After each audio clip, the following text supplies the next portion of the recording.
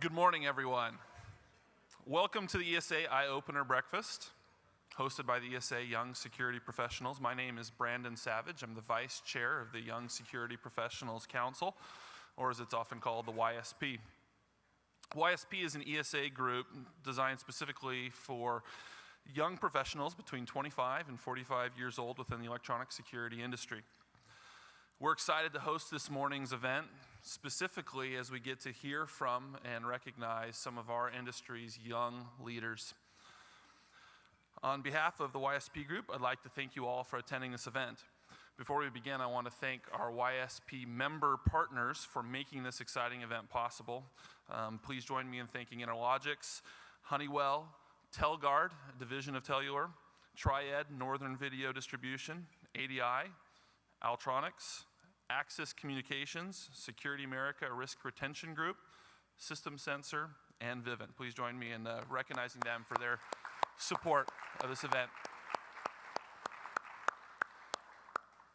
Before I introduce our moderator for today's event, I want to talk briefly about ESA's philanthropic efforts called ESA Gives Back.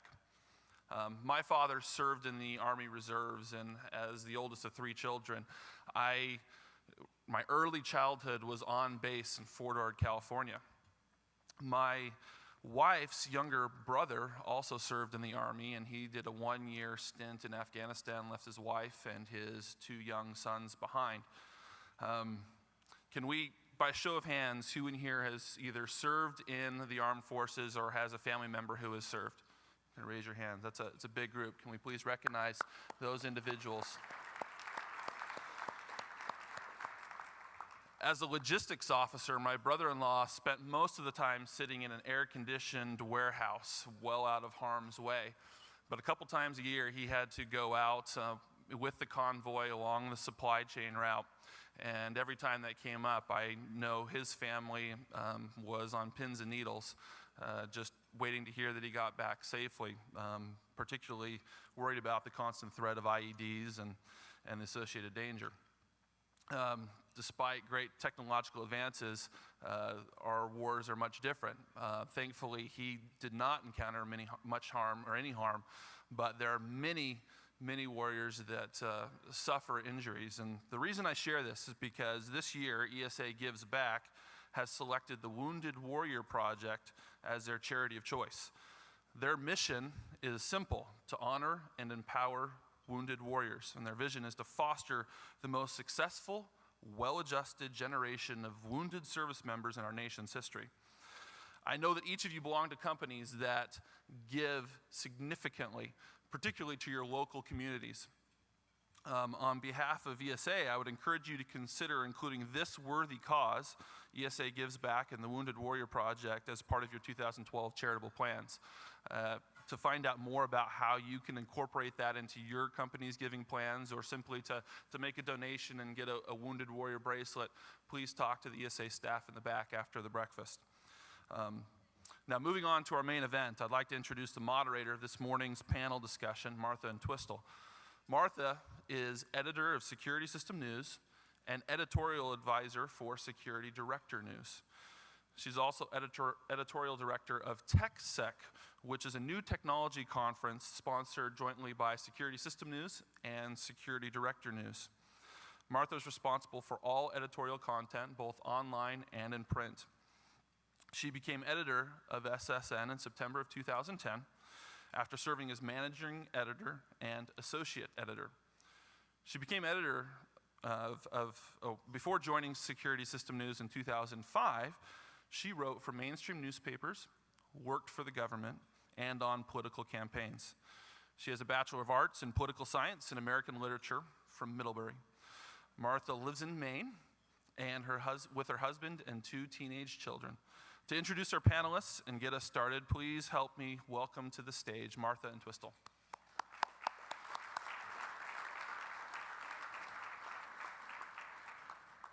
Thank you. Good morning, everyone. Isn't it great to be in Nashville? I love this city. So welcome to the YSP Eye-Opener Breakfast. I hope everybody's eyes are open. I know that there was a YSP event downtown last night, so if your eyes aren't open, I know that there's extra coffee here for you all. I'm editor of Security Systems News, as was mentioned earlier, and I'm happy to be here to honor the Security Systems News 20 Under 40 class of 2012, and also the first annual Security Industry Mentors Awards. This is the 6th year that we've chosen 20 professionals under the age of 40 who show dedication to the industry and demonstrate leadership qualities.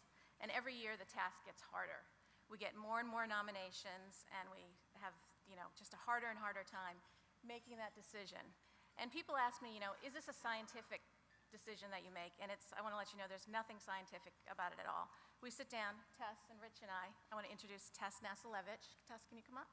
Who's managing editor of Security Systems News, and Rich Miller, who's associate editor of Security Systems News.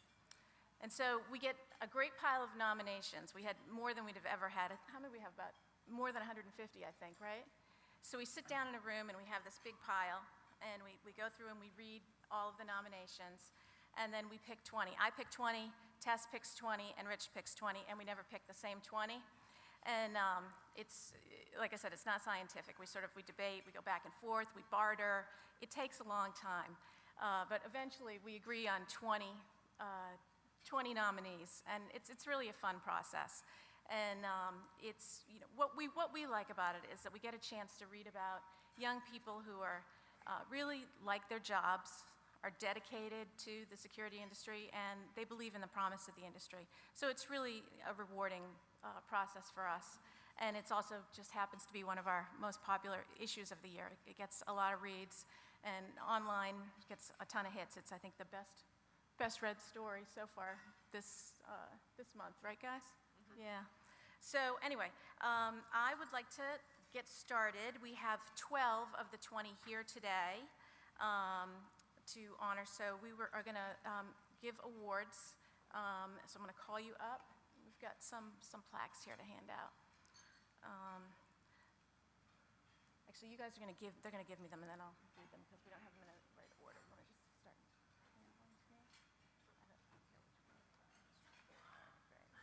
Okay.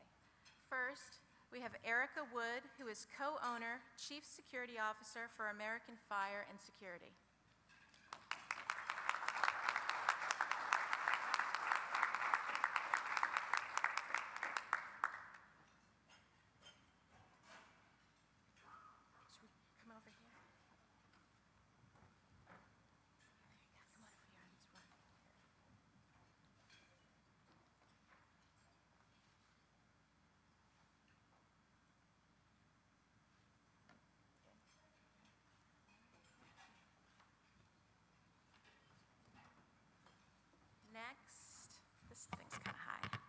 Next, we have Jesse Folio, Systems Manager for First Response Systems.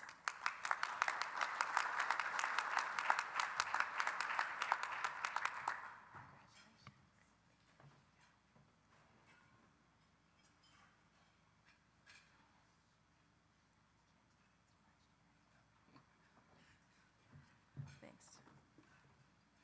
Okay, and next, Jason Waller, President and CEO of ESA Alarms.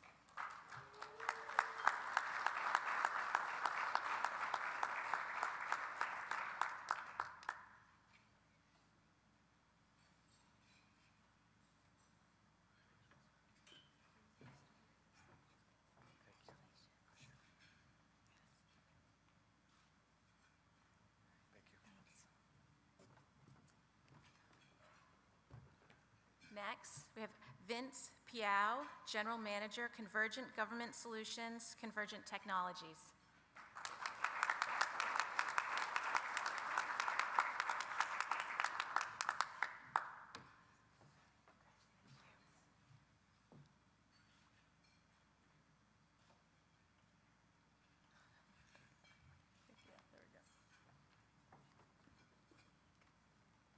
Next, Enrique Puig, Senior Director, Field Operations, Xfinity Home, Comcast.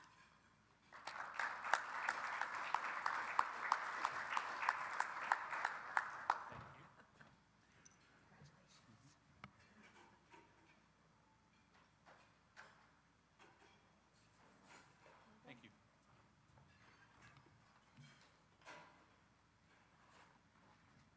Next, we have Brad Nye, General Manager for Mountain Alarm.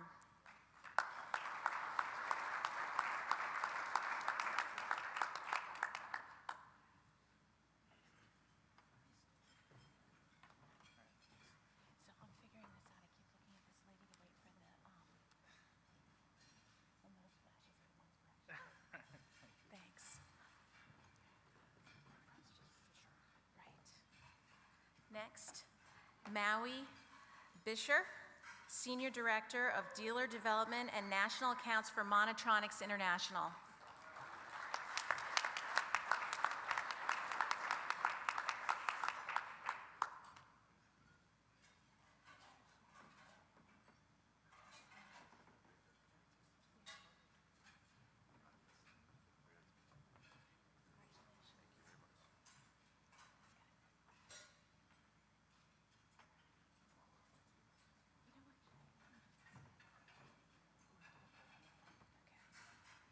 Next, we have Lori Jackson, VP Gaming Sales for North American Video.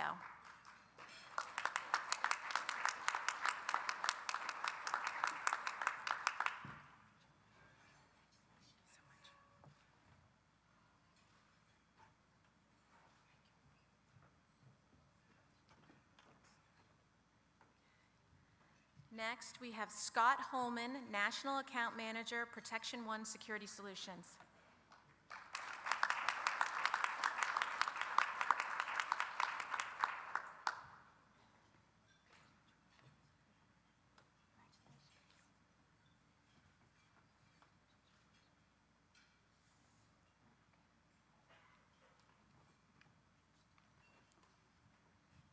Next, Patrick Ritter, VP and Controller for ADS Security.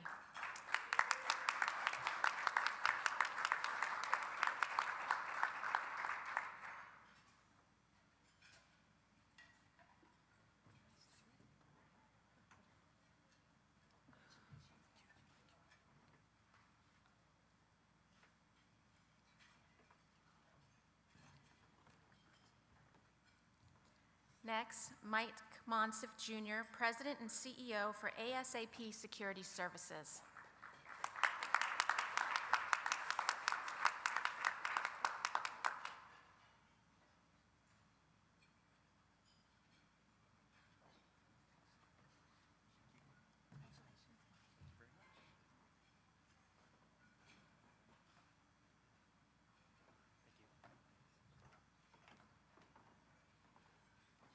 Okay, and the last one we have is Johnny Counts, Director, Installations, National Accounts, Interface Security Systems.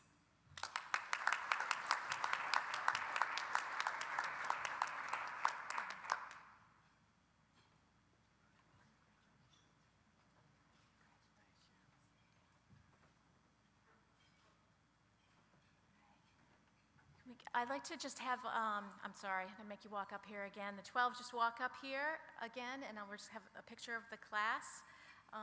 If you guys wouldn't mind just walking up again. And then I have another announcement to make.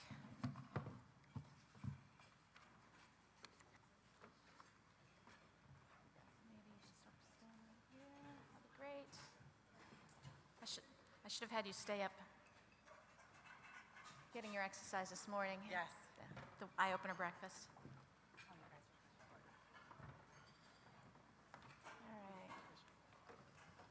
Now you guys can maybe stretch across up there.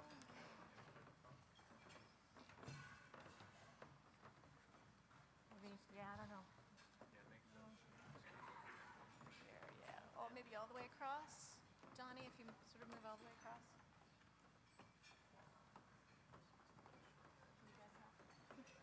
Let's see. Do 2 rows? I don't know if there's some tall people, maybe, I guess. Yeah.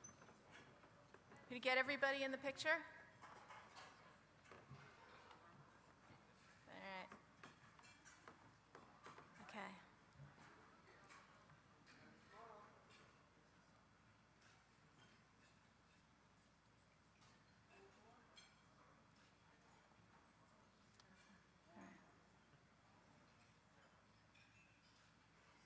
Congratulations to the class of 2012. Security Systems News 20 under 40. Hold on 1 second. Don't leave yet.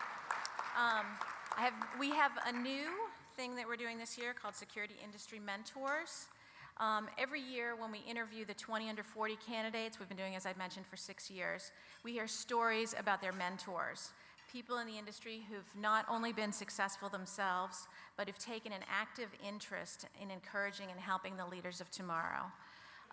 We hear great stories every year, and we thought it was about time that we acknowledge the importance of mentors in the industry by highlighting some of the folks who've been integral to the professional success of this year's 20 under 40 class. This year, we're introducing the Security Industry Mentors Award. And like the 20 under 40 list, we don't consider this a definitive top 5 list, as there's nothing scientific about our selection process, but these are the people who we just like what we heard. And so we chose 5. We have one here. I'll just read off the names and just so that we can acknowledge the ones that aren't here. There's Kevin Engelhart from Diebold, who was nominated by Nelson Barreto. Curtis Weinstein from Absolute Security, who was nominated by Patrick Tchaikovsky.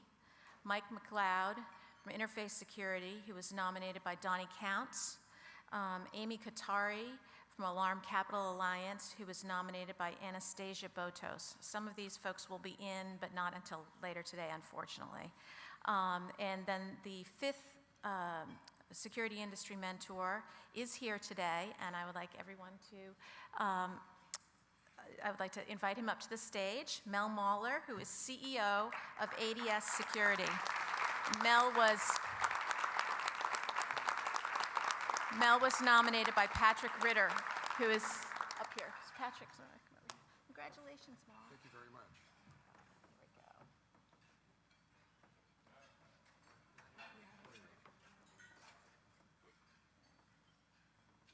Get Patrick in here too. Patrick, can you come over and get in a picture with us too? Right in the middle.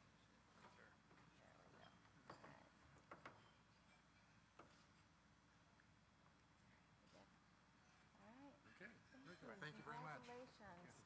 Actually, Mel, if you can stay up on the stage, because we're going to sit down. Thank you all very much.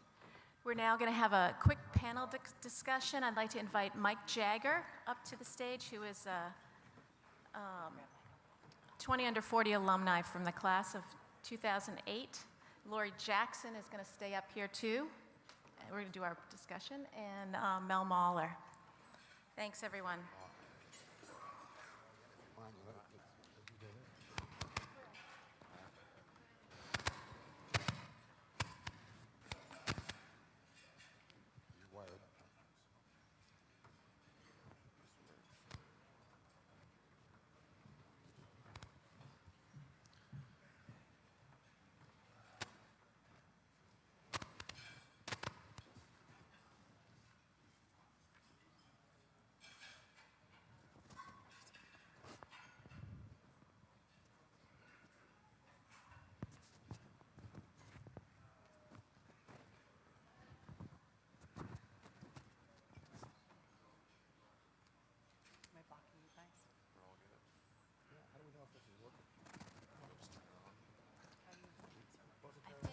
Mics working? Can you guys hear us? Yes. Okay. You guys, well, we'll see. So we are going to have a quick panel discussion here. We're going to talk about careers in the security industry. I've introduced everyone, but I'm just going to introduce you again and just ask you to just speak for a minute or so about your company, just so that anyone who's not familiar with all of these companies might can just get a quick overview. So Lori Jackson is with North American Video. Can you just describe what you do? North American Video, we're one of the largest independent systems integrators in the world. To date, we've installed over 150,000 panels of digital video recording in the casino industry. In addition to gaming installation, we also have a full-service 24/7 dispatch center. We have offices located in New Jersey, New York, Colorado, Florida, Las Vegas, and satellite offices everywhere in between.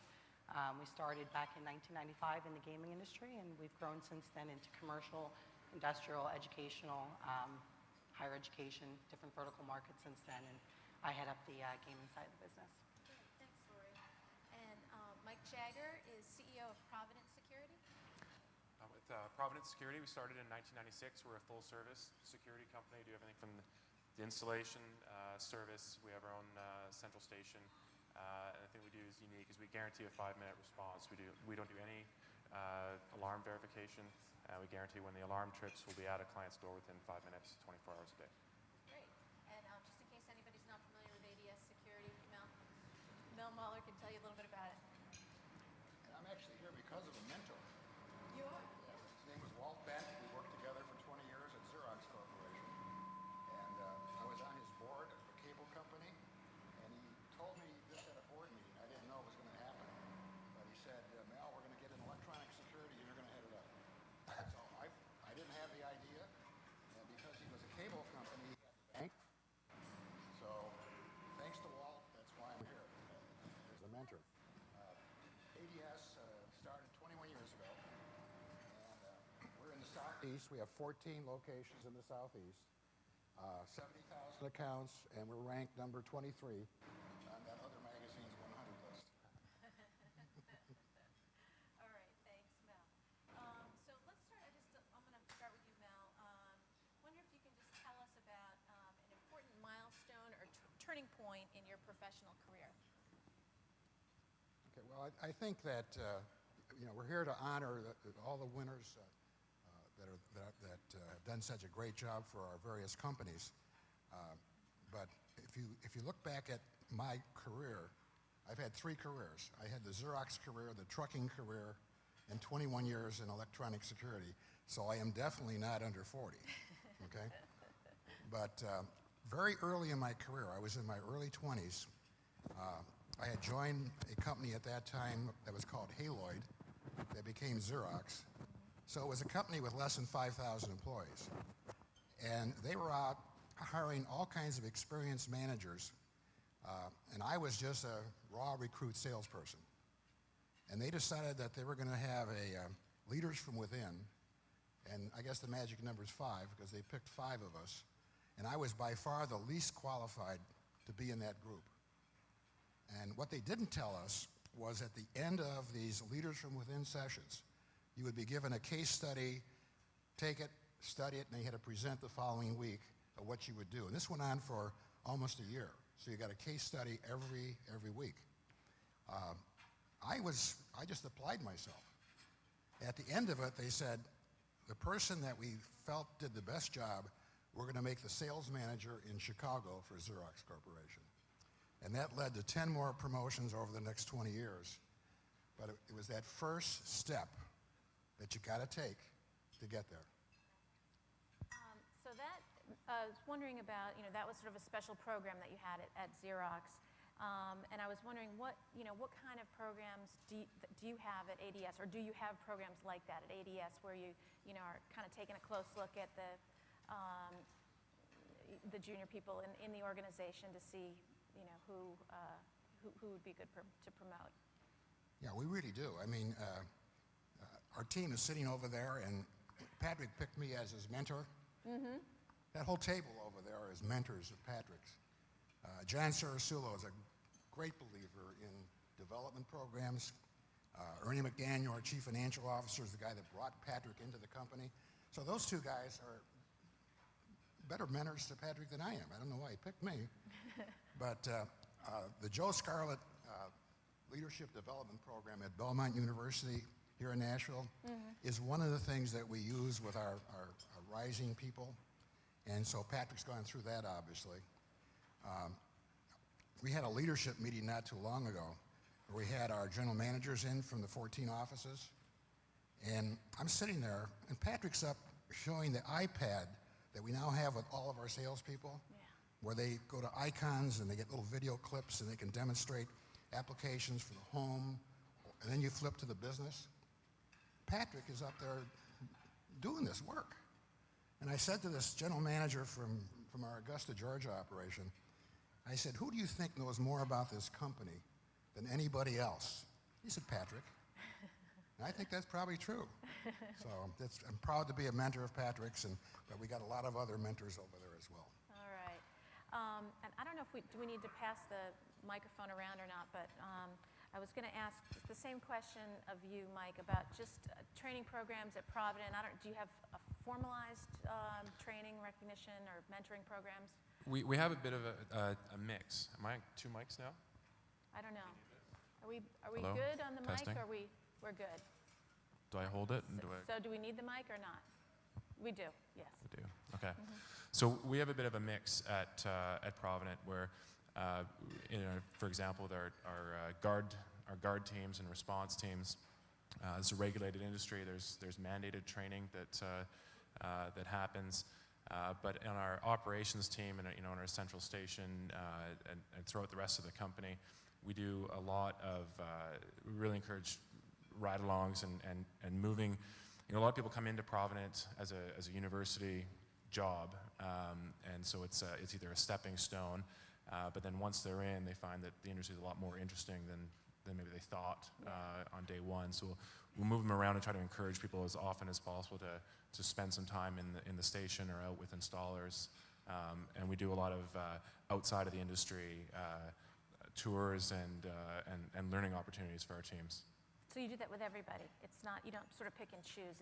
These are opportunities that everybody in the organization has. Yeah, what we try to do is we pick some people, and we try to encourage people to put their hand up and pick themselves, and to one of the core values in our company is to be responsible for your own experience. So what we expect is that people are going to see something interesting and say, I'd like to learn more about that, and then we'll do everything we can to give them that opportunity and to get them exposure to where they need it.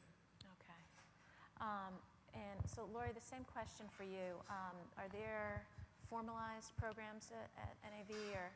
Historically, we were actually more of a sink or swim type of company when the business was first founded and started growing. Now we actually we do about 4,000 hours of training, and for a company of our size, it's a lot of training, making sure that the salespeople are up to date on the latest manufacturer training, network training, sales training. Basically, just like you said, making sure that the older, wiser people within the company are constantly training and mentoring the younger folks to pass down what they know and make sure we can keep this, legacy kind of going forward. But I think it's just getting involved and asking the right questions and kind of seeing where people fit individually and making sure we train them within. And is this something that's offered to everybody, or are people sort of, do they? It is offered to everybody, mainly our sales staff and our technicians, project managers. They definitely take on the most training. Okay. And Mike, I have the same question for you that I asked Mel earlier about, a turning point in your career. I know you started Provident Security, and so I'm wondering if there's sort of one milestone or turning point you could talk about. Insofar as a turning point, I think, for Providence, one of the, we've been around 16 years now, and one of the most important things to us now is that we're 100% independent. We're not a dealer. We own and control every single step of our process. There's no outside financing, so we're able to do a lot of things just the way we want to do them, which gives us a lot of flexibility and independence. And even in our central station, we made a conscious decision. We don't monitor anybody else's accounts. We only do it this one way, and it's totally integrated to what's right for our clients. Have you had requests to do like third-party monitoring? We've had a lot of requests to not only do third-party monitoring, but I think the big turning point was when I was starting the company without any money. We started off in the response business, so we were responding to alarms, and I couldn't afford to start our own alarm company at the time, and so we would provide just response to clients. A lot of the other alarm companies came to us and said, hey, why don't you respond to our clients? You guys can get there so quickly, and you've got this sort of sorted out.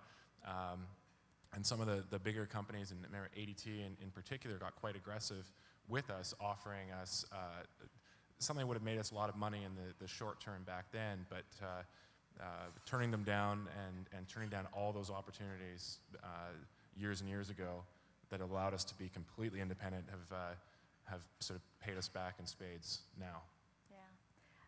I'm wondering just, as you're thinking about your employees, I mean, obviously, so independence and, being self-directed is obviously valued at your company. Do you have examples where you've seen employees kind of doing exactly the right thing or doing exactly the wrong thing?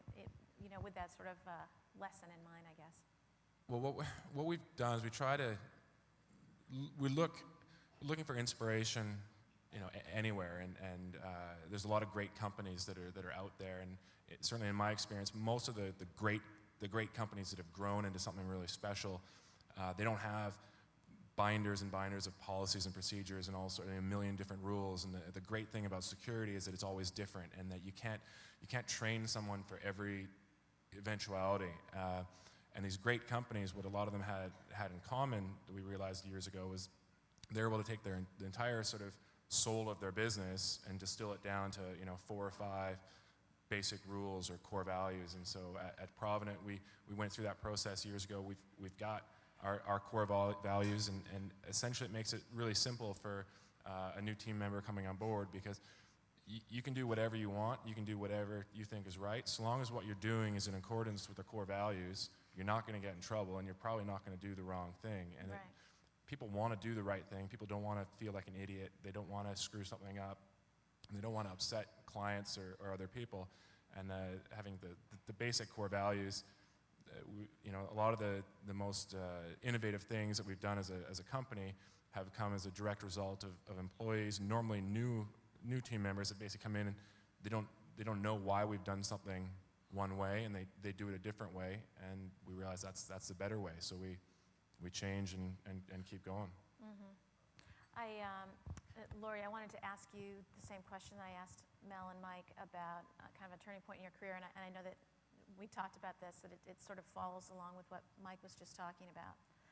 Yeah, it's actually, I would say a big turning point in my career was we had the Greenbrier Casino reach out to us about 5 years ago, and they had requested to do an IP casino, 100% IP, no analog. And at that time, that was something that everybody was really, really afraid of. It was new technology, especially in gaming. Gaming is very, very highly regulated. We had to work directly with the West Virginia Lottery Gaming Commission. I had a lot of pushback from my colleagues. Actually, my boss, they said, no way, you're not doing it, we can't do it. Didn't really have many manufacturers that were willing to stand behind me. And I kind of just looked at it and said, hey, this is a perfect opportunity. The footprint, the floor plan, where the closets were in the building, it was just, everything was under 300 feet. I said, hey, we can do this. So I kind of championed the project. I got the sign off from my CEO, and I knew I couldn't do it myself, so I had to pull together the right team. And long story short, in the end, it turned out to be a completely seamless, perfect installation, and it was the first one that we rolled out 100% IP, which again was huge in gaming for us at the time. And ever since then, we've rolled out project after project after project in the same footprint. So if we hadn't done that and actually taken that chance and went forward and kind of pushed back on everybody else, who knows what would have happened. So big reference for us, and it's been wonderful ever since. So That's great. yeah, I'm really glad it worked out. So Yes. I'm still here. And that was another question. Just great that it worked out. What about the process of just dealing with more senior folks in the organization? I mean, how to sort of delicately. I'm just wondering if you have any tips about delicately approaching the you got it wrong, I got it right. How do you do that? That's definitely something we battle constantly. I think arguing your battle and being emotional about how you feel. If you feel strongly about something, bring it to the right person. Talk to them about it. They're going to listen to you if they're a good boss and a good mentor. And just be very passionate about what you want to do and stick to it. Make sure you ask all the right questions and get your background first. And you don't have to be a technical guru in this industry. You just have to know when to ask the right questions so you can inform your customers. And in the end, you both make the best decision for your company and theirs. So it's a very, very small industry, so things stick around for a long time. And that was another thing. We were talking earlier, you made that observation about it being a small industry, and I know I certainly found that out. I had never heard of this industry, and now I know everybody in the industry, but it's, why is it important to remember that? It's important because you should, definitely surround yourself by a group of people that you trust. And a lot of people walk around and say, manufacturer A's stuff doesn't work because of this, and manufacturer B's equipment isn't working because of this. And I've found that the anecdotal type of conversation doesn't do you any well. It's better to just stick to the facts. And in my personal experience, I found that it's always a far more complicated story than this just didn't work. So it's a small industry. Your reputation follows you. People listen to you. Yeah. Just don't get caught up in the chatter, right? That's good advice. So I just wanted to wrap up with a couple other questions, and then if we have any questions from the audience. But Mike, I wanted to ask you the same kind of question about, I don't know, advice for just if you have any either encouraging or cautionary advice for folks that want to make a career in the security industry. What do you tell them? Encouraging or cautionary advice? Either one, your choice, Mike. I think that, I love this industry. It's an amazing, there's so many great things about it, but I sort of see the fundamental problem or challenge is that, our industry lies to people. It tells people that things are going to happen that just don't happen. Then an alarm's going to trip and someone's going to show up and the police are going to come and there's millions of dollars are spent to advertise stories that just aren't true. And I think that's the biggest risk going forward. That's a much bigger risk than telcos or new entrants coming into the industry are. That's the biggest risk is consumers realizing that they've been lied to. And as soon as you've upset somebody like that or made someone feel like an idiot for being your customer, you've lost them. And so I think that the only cautionary advice is it's really important who you're aligned with and what you believe is right and how your company operates. And if what you believe personally doesn't align with how your company operates, then you need to go somewhere else. Right. And there's far too many companies in this industry that are doing the wrong thing. They're doing wrong by their customers and they're doing wrong by their employees. And as long as people stand by and be a willing or just a participant in any way in that, I think that's just bad for everybody. So it's just be somewhere on purpose and you're responsible for your own experience. Okay. And Mel, I wanted to ask you the same question too. Cautionary or encouraging advice for people in the audience who want to stay in the industry, want to make a career in security, or at least for a while, at least one career? Well, I'm looking over at George Gunning and Mike Miller, and of course they've got a lot more experience than I do. So don't no feedback on this one. But over the last 21 years, we have acquired over 130 companies. If you look at the ones that were just a Berg alarm company tied to a landline phone, in our opinion, they're dead. Mm-hmm. If just looking on the residential side and what we install today, it's going in wireless with GSM radio, it's going in with Total Connect, Yeah. it's going in a lot of cases today with video. Mm-hmm. And instead of a $26 recurring revenue install, it's a $42 recurring revenue install. If you're putting Berg alarms in out there, and that's it, you're dead. All right. So thank you. I think that's a lot of good advice we've heard here today. Are there any questions at all from the audience? I just want to, anybody have any questions? I'll go first. Okay. I'll John, go first. All right. What's the next big opportunity that you're focusing on that you're tracking right now? Mel, you want to address that? Next big I know opportunity? John Galante pretty well. I knew he'd come up with something like that. I just talked about one of them. I really think the added value that's coming out of today's systems. And of course, as you know, I'll do a little commercial for SEAC, which some of us are board members of SEAC, like Mike over there and so forth. A lot of discussions going on at this conference. And we have a meeting on Thursday. Jay Hahn from ADT and I are going to co-chair it, to invite you to room 202 at 2:15 on Thursday to tell us what should SEAC be doing to provide better value for you. What we're hearing is that we're very much on the loss prevention side of the business. But if you spend a lot of time with the AHJs, with the police and the sheriffs, and of course the sheriffs were just in town last week. We had 3,100 sheriffs, plus they were over at Opryland, plus their spouses, 5,000, and you heard about the explosion, I'm sure, that happened on a Wednesday. Right. But what the sheriffs, and in the southeast where we are, the responding organization is almost always the sheriffs and not the police. Now the positive of that is they're elected, they're not appointed. Mm-hmm. So they care about their customers really. I'm not saying the police don't, but the sheriffs really, really, really do. And what they want is they want us not to just talk about life safety from a protection point of view.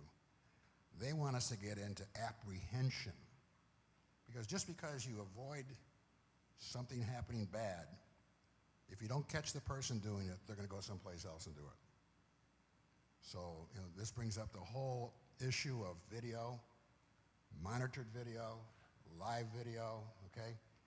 And that's sort of like my comment about landline phones. If you're not moving that way, you're going to get passed up. Right. Do you guys have a comment on John's question?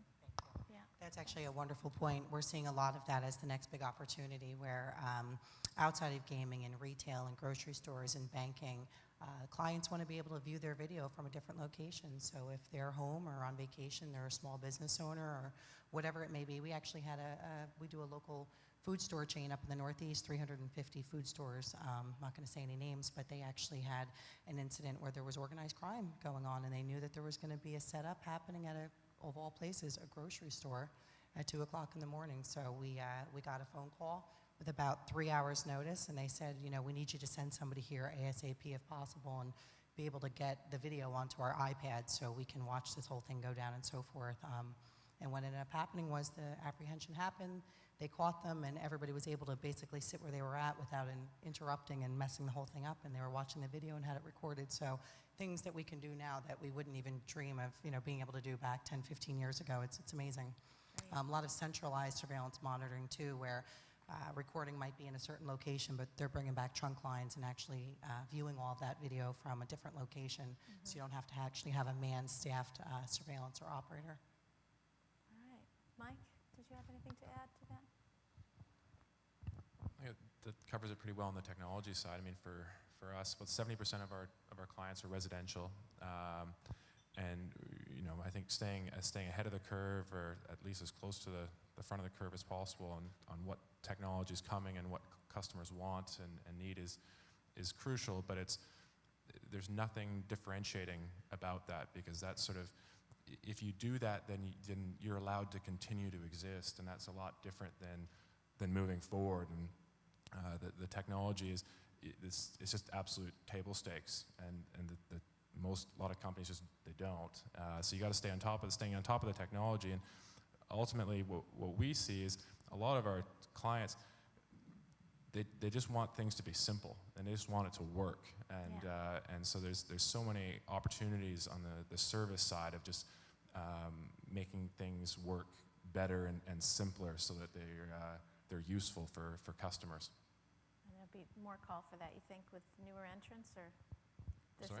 You think there'll be more of a call for that with the new entrants in security, or is it just always a call? Well, I think that's one of the great things about these big cable companies coming in, and up until now, it's sort of fun to make fun of ADT because they're this giant company, but they're soon not going to be a giant company, because there's much bigger entrants coming in who are going to be spending a ton of money to raise awareness around the need and the utility of all these, everything Mel was talking about, just being able to access things on your iPad. The more people are aware of what's possible, the more opportunity there is for everybody else. Customers are, 5 years ago, we had to spend so much more time educating customers as to what was possible. Now we don't have to do that. People just expect, of course I can hit a button on my phone and turn off the lights, or change the temperature in my place in Whistler, or do whatever else, because that's just normal. But it wasn't normal a few years ago, and it's going to get better and better because people are getting smarter and just more. It's absolute table stakes now. So and there's huge opportunities to be servicing and helping people with that. It's just going to get better and easier. Okay, thanks. Any other questions? So there's a question over there in the red shirt.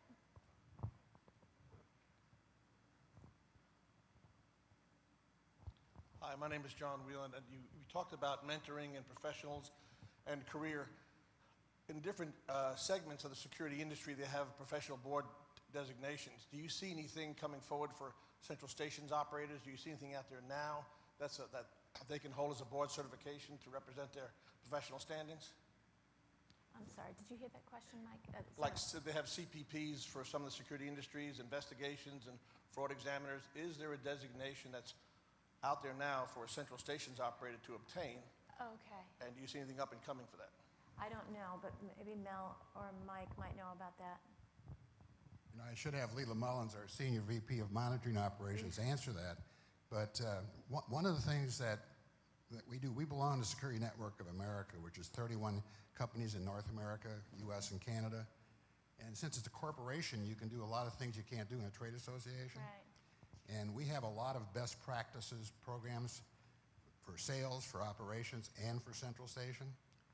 And Leela and Christine Mudrack are very active in that.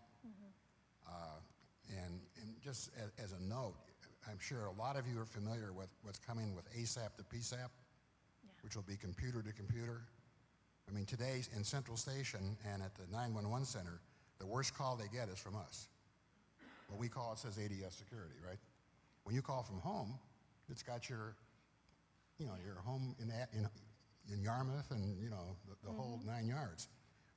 Well, when we're in ASAP to PSAP, they'll have everything that's on our computer within, you know, seconds. And it'll speed everything up. I think that's going to, in my 21 years, I think that's going to be the biggest innovation for Central Stations in our industry.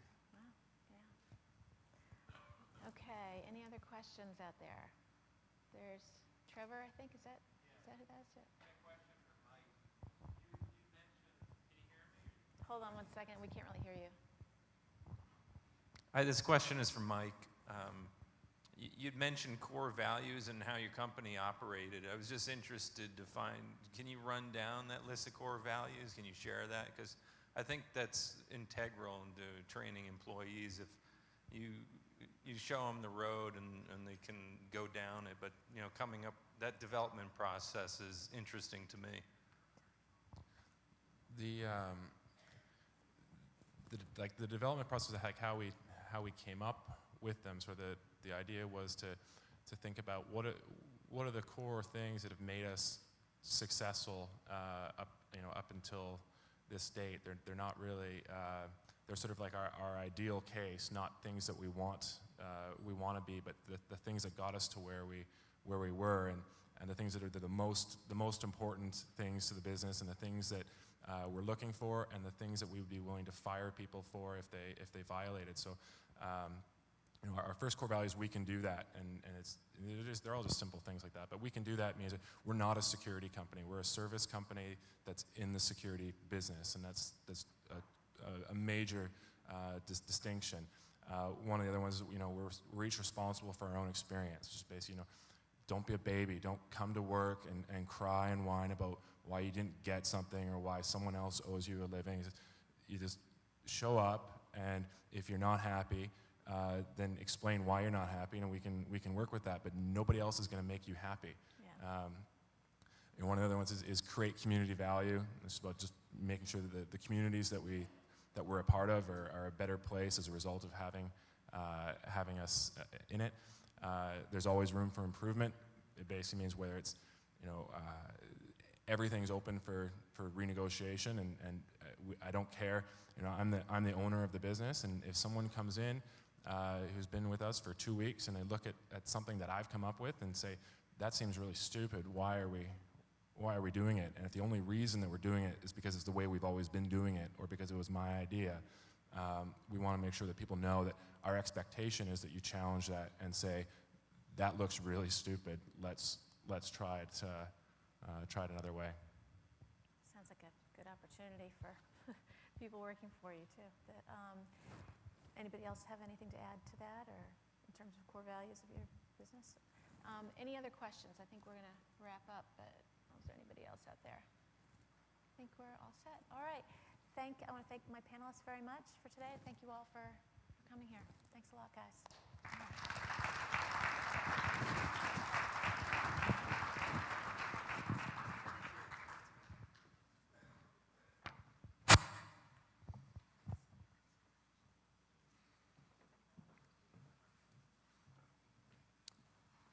Thank you, Martha, Lori, Mike, Mel. You know, Mel has been a great mentor. I talked to someone yesterday who said, they had worked for ADS, and there's 2 ADSs in the industry, and whenever someone would ask him, well, which ADS, he could answer Mel's company, and everyone knew exactly what he was talking about. It's an individual who's had a wide reach in a short 21 years in the industry. So one more round of applause for our panelists today. And on behalf of the ESA Young Security Professionals, I'd like to extend our congratulations once again to the 20 under 40 class of 2012 and the security industry mentors, specifically including kind of those that are already registered in the YSP group, Jesse Foglio, Nick Perry, and Patrick Ritter. As this is the 6th 20 under 40 class, and YSPs is for 25 to 45. If I'm doing my math correctly, that means pretty much all of the past recipients of the 20 under 40 technically could qualify to be part of the Young Security Professionals. So I'd like to encourage any of the past recipients here, if you're not already a registered member of YSP, on each of the tables, there's a little interest card here. All you need to do is put a little check by here and attach your business card or fill in the back. If you've got a business card, you can just drop it off with this at the back table, and we'd be happy to get you registered. Being registered for Young Security Professionals is free. In addition, we have 3 other professionals groups that are part of ESA that are also on this card that you can be a part of without being under the YSPs, or this is now open to the OSPs as well.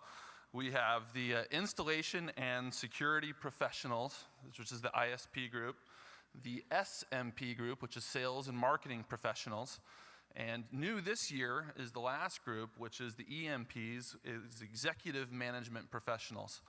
Each of these groups has opportunities throughout the year through webinars and events like will be conducted here at ESX for you to network with other individuals within the industry and within that specific organization of focus in your companies. Next to that card, there's a smaller card that lists some of the activities that are happening this week for those groups. So for instance, the SMP, Sales and Marketing Professionals group, has some best practice awards for referral programs that'll take place this week. Other side, we have the Installation and Service Professionals, a seminar on 3G and 4G technology. Feel free to participate, be a part of those. The strength of our group and all of these professional groups is dictated by our membership and those individuals that can come in and can contribute. We've been able to hear some great stories of mentorship here today, and we have a great class of 20 under 40 and other individuals who've been in the industry who we want to participate in these groups to be able to share their experience, to help others that are up and coming within the industry that are looking for opportunities to network, to learn, to share best practices. And if you haven't been a part of that organization or signed up, please do so. Before we conclude, I have 2 last items.